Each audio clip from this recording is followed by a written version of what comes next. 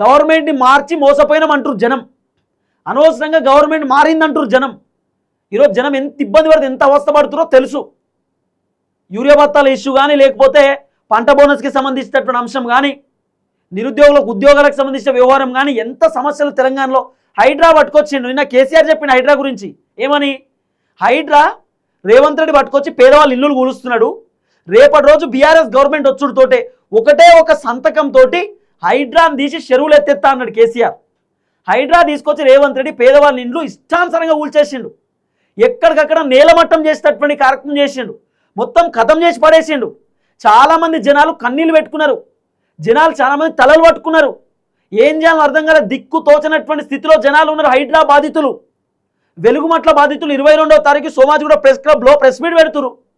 మా ఇల్లులు పోయినాయి, భూదాన్ భూములు అని చెప్పి అన్నీ లాక్కున్నారు, మాకు ఇప్పుడు డబుల్ బెడ్రూమ్ లేదు, రేవంత్ రెడ్డి ప్రభుత్వం రోడ్డు మీద వేసిందని చెప్పి జనాలు మొత్తం మొత్తుకుంటున్నారు.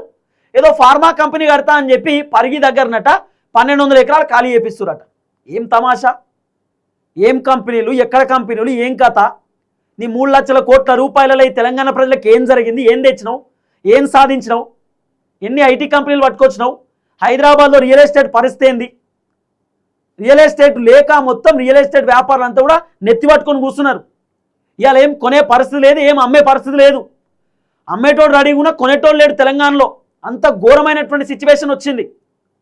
ఓ రకంగా చెప్పాలంటే తెలంగాణ మళ్ళా పాత ఆంధ్ర తెలంగాణ కలిసి ఉన్నప్పుడు రోజులు ఎట్లుంటారో గట్లా అయిపోయింది ఇప్పుడు తెలంగాణ పరిస్థితి.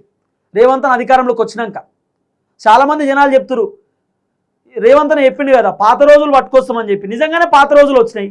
చెప్పులు లైన్లో పెట్టే రోజులు, బస్సులలో తనుక్కునే రోజులు మస్తుగా వచ్చినాయి. పాత రోజులు రేవంత్ ఎట్లా చెప్తే అట్లా వినేటటువంటి రోజులు వచ్చినాయి. రైతు బంధు కోసం ఎదురు చూడాలి ఫోన్లు పట్టుకొని, పెన్షన్ కోసం ఇంటికాడ కూర్చోవాలి, ఎప్పుడు ఇస్తారు, రేపు ఇస్తారా, ఎల్లుండి ఇస్తారా అని చెప్పి ఈ రోజులు తీసుకొచ్చిండు రేవంత్ అన్న. మోటార్లకు మీటర్లు పెడతారట రేపో మాపో, కాలువలకు నీళ్ళు వస్తలేవు, రైతు బంధు లేదు. ఇవన్నీ సమస్యలు కదా. అందుకే ఇలా కేసీఆర్ పైన నినాదం వచ్చింది. ఎందుకు? మంచో చెడో కేసీఆర్ ఉండాలి, మనోడు మనకు ఉండాలంటారు. ఒకప్పుడేమో మార్పు కావాలి, కాంగ్రెస్ రావాలని అన్నారు. ఇలా మళ్ళా లేదు లేదు కేసీఆరే కావాలంటారు. కారణం ఏంది? రేవంత్ రెడ్డి పరిపాలన ఫ్లాప్. రేవంత్ రెడ్డి పరిపాలన ఫెయిల్ అయింది కాబట్టి ఇప్పుడు మళ్ళా కేసీఆర్ పాజిటివ్ అవుతారు జనం.